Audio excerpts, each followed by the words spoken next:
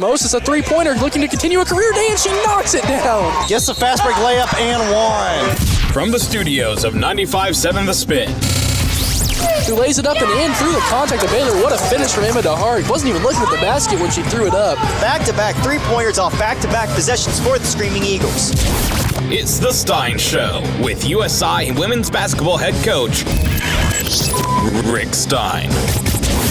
Lays it up and in, Addie Blackwell, and one. Welcome to the final episode of The Stein Show for this season. Once again, I'm the host, Nathaniel Barbie. I'll have Coach Stein coming in just a moment. Just to recap, it's been since February 13th, USI women's basketball has competed in any sort of competition. They lost to nationally ranked Drury by nearly 30 points, and then COVID-19 hit. The season was halted for 2 weeks. No senior day, no chance to even fight for a conference championship in the tournament. And that could have been a make or break situation in getting a top 6 seed in the NCAA regional, where USI fell short to the 6th spot. And I'm going to talk to Coach Stein about his thoughts, his reactions, his team's reaction on not making the at-large bid of the tournament. I'm going to talk about how COVID has affected the team and where they stand now, what's going to happen from here on out. And we're going to get the Stein Show started right now. Welcome, Coach Stein, to the final episode of the Stein Show for this season. It's been a great, 20 weeks we've been doing the show, 20 different episodes, and this is unfortunately the final one. And let's start back off from the beginning of middle of February when COVID struck once again. First off, going back to that time, what was your immediate reaction when COVID-19 struck the team once again?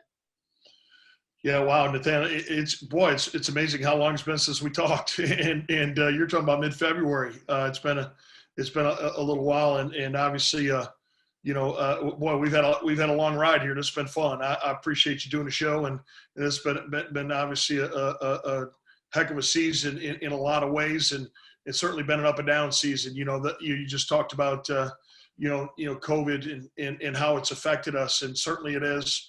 You know, it's been a year. I mean, I know we talked about this before, but you go back to a year ago, we were at Drury practicing, getting ready to play, in an NCAA tournament, and it's something called the coronavirus. Something nobody really knew what was going on. I remember practicing, getting some lunch, watching ESPN and watching the Big Ten tournament stop right in the middle. I remember, there was NBA games getting canceled and how scary it was at that time, just the unknown. And an hour and a half later, we were on a bus heading back to Evansville, and the NCAA tournament was canceled. And, you look at, basically a year later, and the coronavirus, it's COVID-19 and it hits our team. And obviously it, something that I guess we were blessed, through the whole first semester, through Christmas, through the first of the year, it didn't affect our team. Early January, after we played at Truman State, it got to our team a little bit then. And then of course, after we played Drury, mid-February, it came about again, and needless to say, there's no good time for it. Certainly, the end of the regular season was a good time for sure when it comes to a basketball season, but more importantly, it's not a good time for it because it's real, and you don't want to see team members and coaches get sick. You don't want to see it affect any of our loved ones, our people in that way for sure. And again, what do you say? What's the immediate, thought is, man, I hope everybody's okay. I hope everybody comes through this fine and it doesn't have any effect, major effects right away and or long-term effects. And certainly those things are things you don't know yet, but it knocked us out for our last 5 games, and we thought we had a chance to maybe get in that conference tournament, and we tried, and it just, we had to withdraw, and that obviously hurt, and certainly it didn't lead or help lead to anything good when it comes to the NCAA tournament. So just a tough, rough way to finish off our year, and again, the mindset to always keep our student athletes, our coaches, safe and healthy, and as we possibly can, and certainly. It's certainly that's been number one on the list from day one. And a couple games to highlight that were canceled due to COVID-19 was that final week, really senior week. Lindenwood on that Thursday, and then senior day for so I want to highlight senior day because that's a big day for all the seniors. Audrey Turner, Emma DeHart, and Ashley Hunt did not get their senior day recognition. Have you been able to talk to them and discuss maybe there's a different route we can take to celebrate the seniors' final year? Yeah, obviously the last thing anybody wants to do is miss games. One of the things we do is as athletes, these young women, they prepare 365 days a year for this many opportunities to play. And generally we get to play 26 games, maybe 28 because of playing in region play. Then you get a conference tournament if you're blessed to make it. NCAA is so hard, and we found out, we thought we had a good shot, don't make it, and think we have more games. This year is only 22 games, and we only end up playing 16 of them. And not because we don't want to play. I mean, we wanted to play them all. You make the most of every single opportunity. I think our basketball team did that this year. I think of the 16 games, I think we had a full squad for 2 of them. I can only remember 2 where we didn't have somebody out for sickness or injury or something. And I think that was at Lewis and at Illinois Springfield. And obviously what a great road sweep that was at that time. And that was coming off of some COVID scenarios, that had happened, the week or 2 before that too. But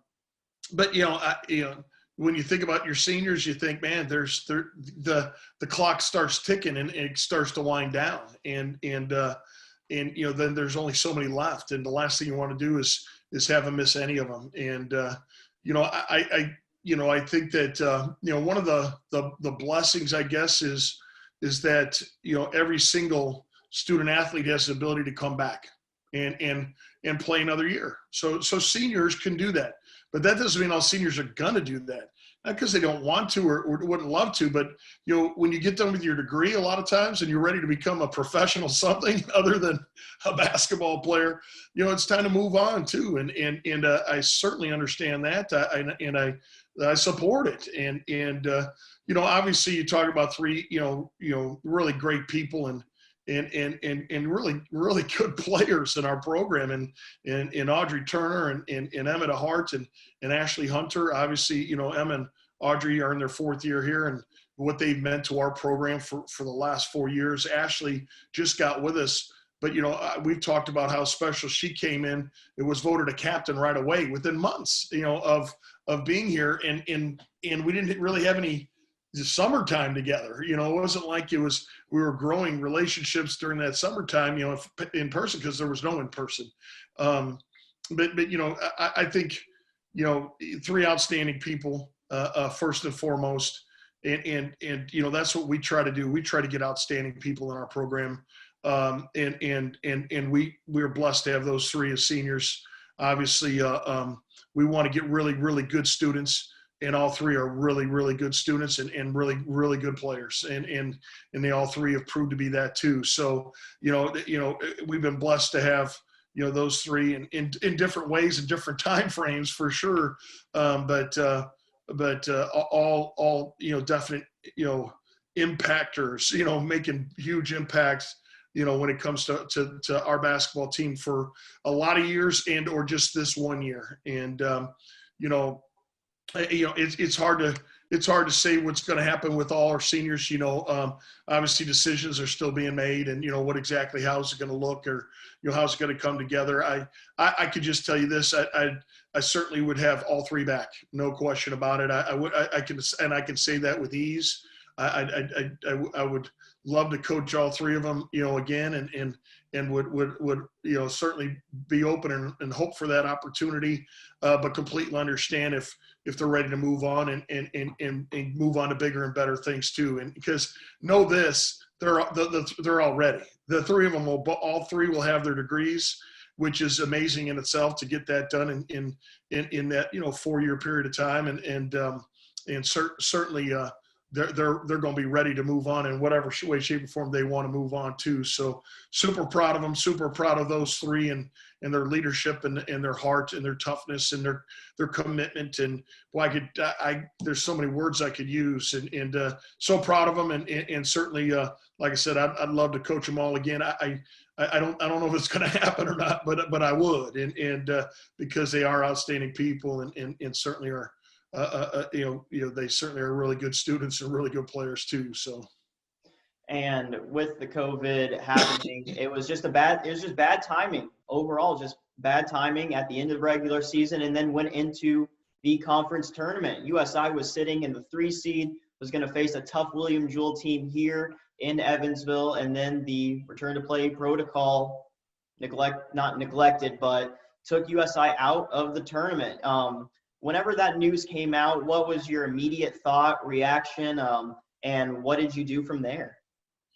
Well, certainly felt bad for our young women. Like I said, we had an NCAA tournament taken away from most of these young women, last year. Don't get me wrong, we have some new faces, and so there was a few, on our team that weren't a part of that. But that hurt. That really hurt last year. And a year later, now we had a chance. It was close, and I want to give my team every opportunity to have a chance to be in something that number one, they'd earned the right to be in.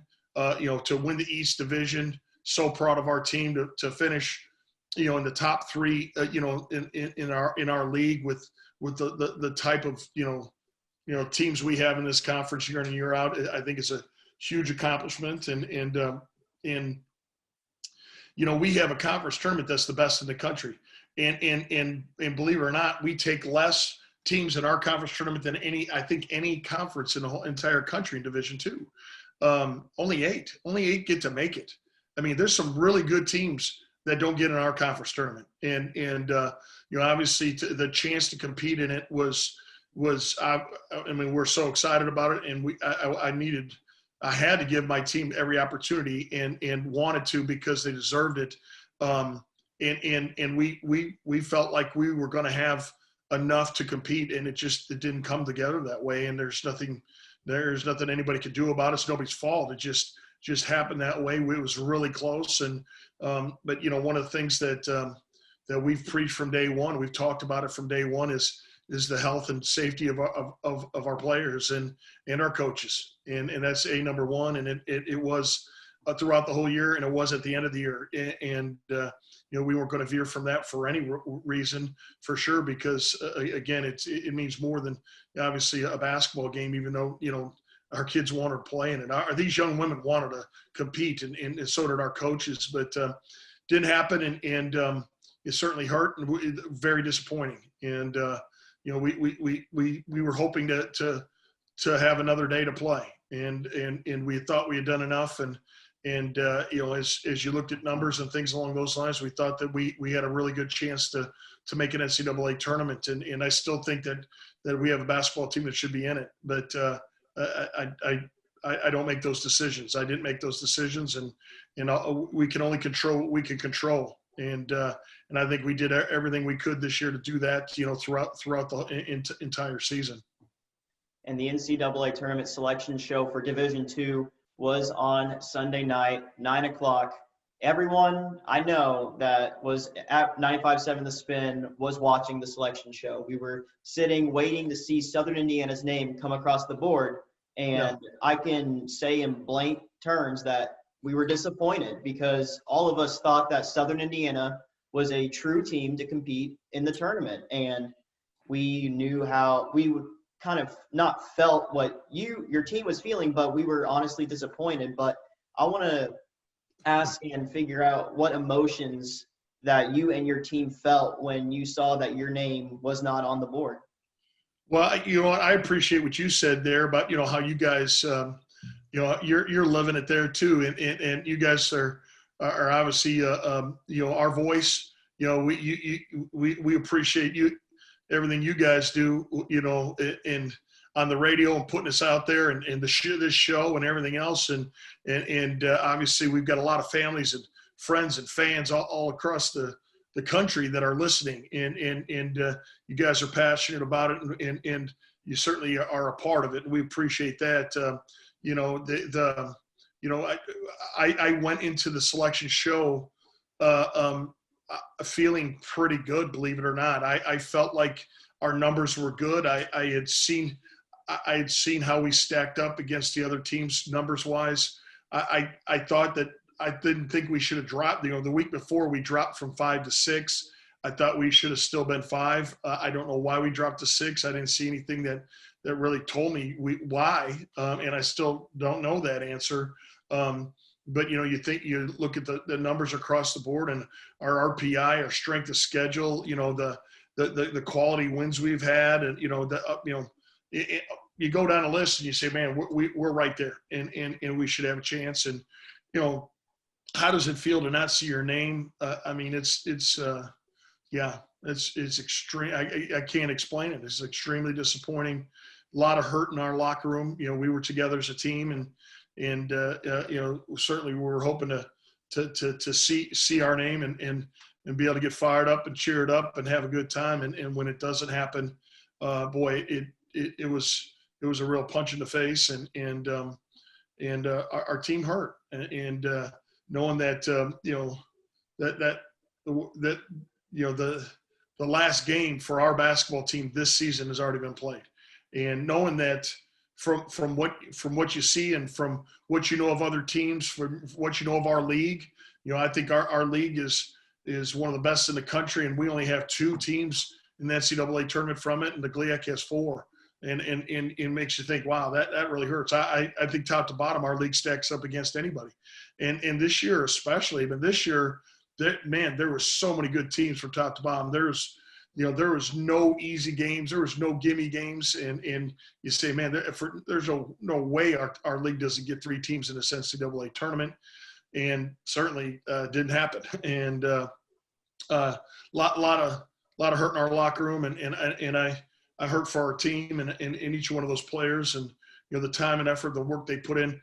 That you can only control what you can control, and you know, we didn't want to get COVID at the end of the year. Nobody wanted to get sick, you know, and again, you know, when our kid it hit our players, I mean, we had, you know, I mean, it was not a fun time. You know, sick is sick, and you know, we didn't want to miss our last 5 games of the season. We want to be playing in a conference tournament. And it wasn't meant to be, and it wasn't our fault. It just is what it is. Certainly was hoping and praying that we might get another chance to play. It didn't happen, didn't show up, and I think it's going to hurt for a while. I think it's going to hurt for a long while for all of our young women, all of our coaches, because of how hard, you know, our team has worked and how important it was to our basketball team all year. This has been an up and down. It's been tough. It's been tough for everybody. I'm really proud of my bunch. I'm proud of our team, and we did everything we could to put ourselves in position. And for some reason, somebody didn't think it was enough. And it's tough to hear that. All of us believe that Southern Indiana was one of the best teams in that region overall, but with a record of 11-5, first in the East Division, 3rd in the conference by the point rating system, this USI basketball team is something, and that something is good. And you have to look forward to next season, and all of us are excited to see what is to come for next season. So how are you going to improve in this off season to be even better than you were this year?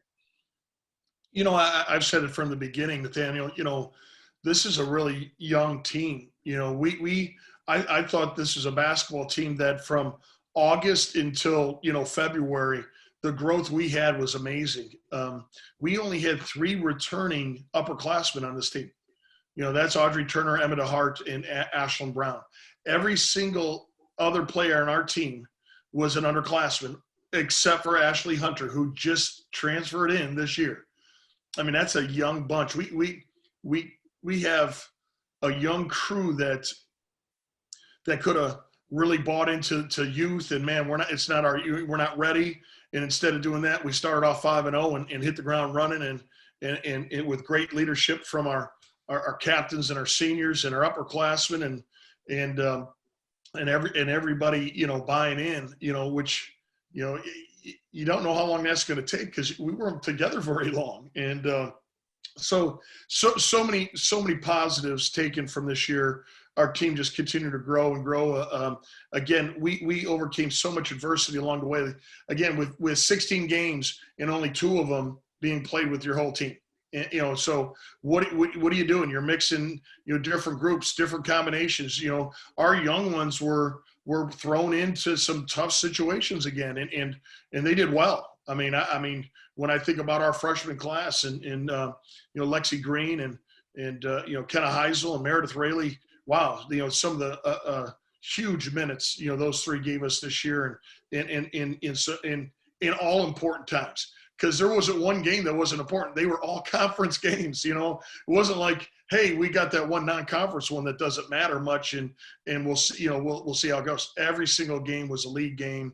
They all mattered, and every minute and every game mattered. So, proud of this young crew, and again, I don't think we could have used youth and young as an excuse or something, and maybe not as succeeded or excelled because of it.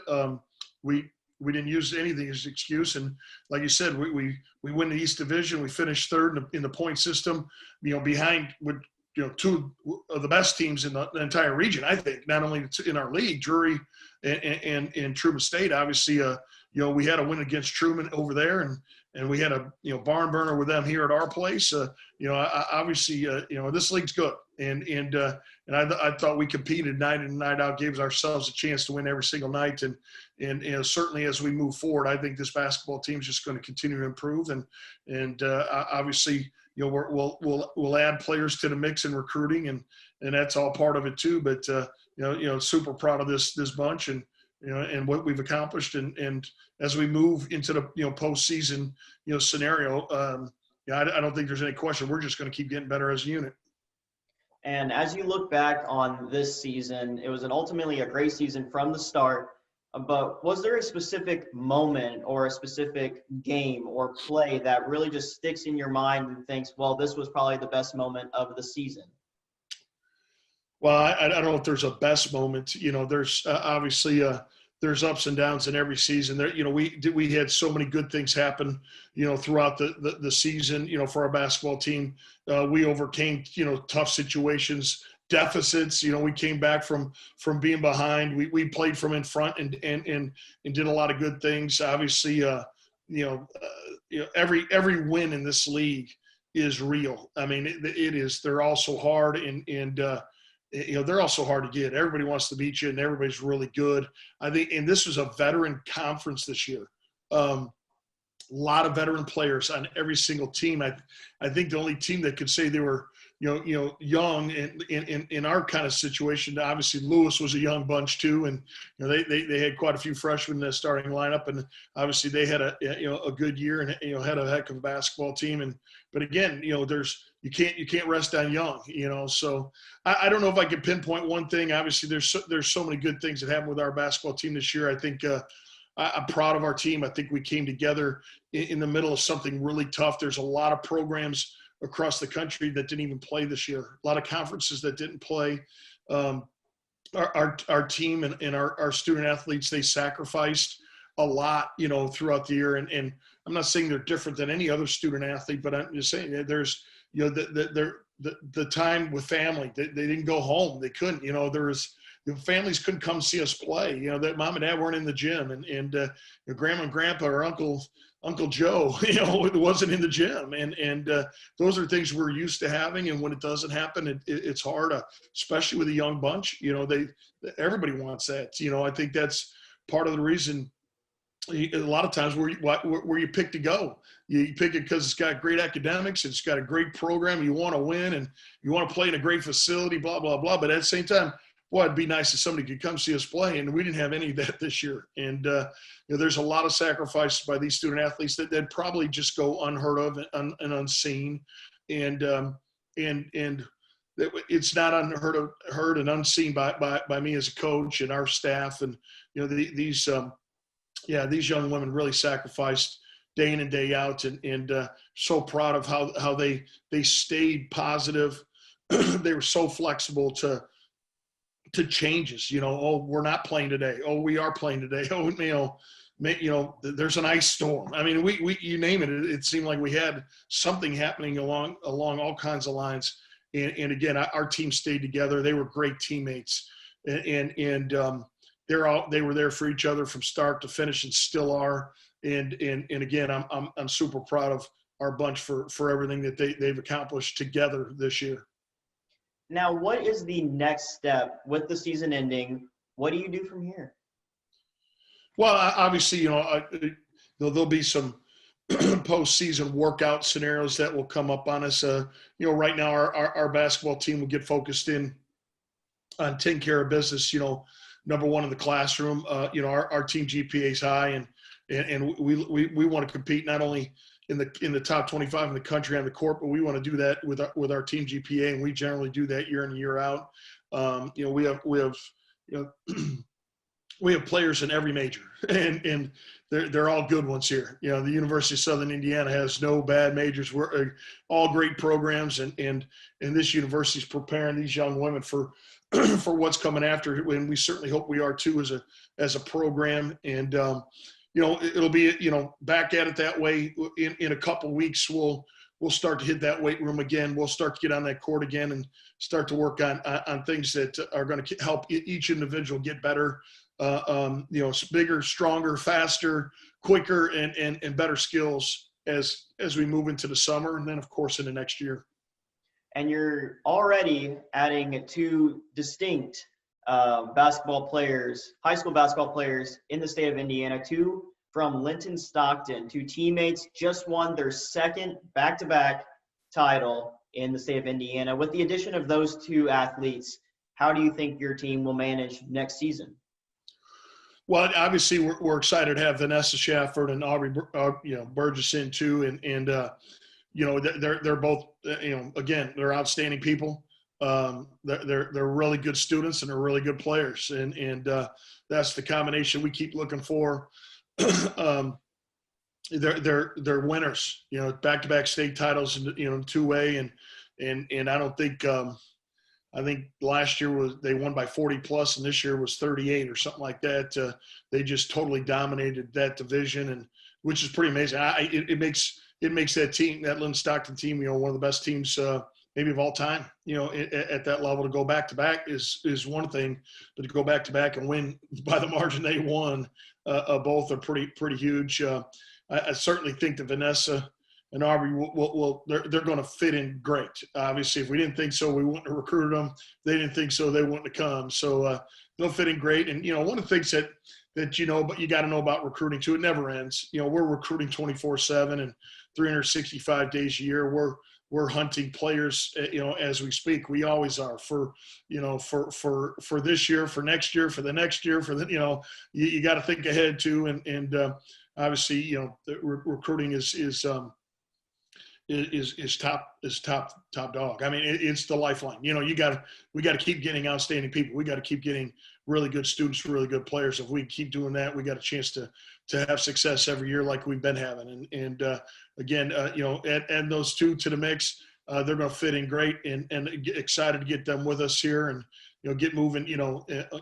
Towards next year's basketball team. But again, we're still trying to top off a few things in the recruiting area. But again, I feel great about this bunch that competed this year, and as we move into the spring and summer and going into next year, and what possibilities we might have ahead for us. And for my final question, do you have any set goals regarding for next season, or is there a specific record you want to hit? Is there a specific? Do you want to? I mean, everyone wants to win, but do you have any specific goals already set for next season? Well, I don't think there's anything specific. Obviously, every year we want to compete for championships. That's why that's not the only reason these young women come here, but when it comes to athletically, they know they're going to have a chance to compete for something, have a chance to win, and again, you know, this team this year wins the East Division championship. We were in the hunt for great things in our league and also in the NCAA's that just didn't come together. Again, that's things are out of our control. You know, as we move forward, our mindset won't change. We want to be in a boat every year, compete for that East, compete for a regular season, you know, league title, compete for a conference tournament championship at NCAA's and Elite Eight and a Final Four and a national title. And you know, I think we've you know, you got to put yourself in that position. I think, you know, when you do that, and you do it enough, then those things, you know, might be out there for you. And we certainly hope to be doing it again next year and put ourselves in a great place to have a chance to compete for championships again. And with that wraps up this season of the Stein Show. First off, I want to thank you, Coach Stein, a tremendous amount for dealing with a college student, asking some bad questions, some good questions, but overall, it was a very successful season, very successful show. I want to thank you and your team for being so cooperative throughout the entire season. I hope to be able to talk to you more during the off season and next season for USI women's basketball. Well, absolutely, Nathaniel. Yeah, again, thank you. You know, for all your work, all the hard work you put in. Again, you took a lot of time out of your day and days, you know, to do this. Not only traveling and all the above, even with our basketball team, trying to, you know, get these games on the road, but even for this. And I appreciate you being prepared and knowing what's going on, you know, not only with our student athletes, but our team and what's happening in this league and how we're fitting into the mold and the mix of it, because that takes time and effort. And I know you're trying to do a lot of things right now, getting some A's in them classes and take care of business there too. So appreciate you, man. Yeah, I look forward to doing this again next year without question. And hopefully everybody at home enjoyed it and got a lot out of it. And you know, I look forward to keeping it rolling next year. Make sure to stay safe, Coach, especially with you and your team. I hope everyone stays healthy during the off season, and I hope to see everyone back on the court next season. Sounds good. Thanks, Nathaniel. Thank you, Coach.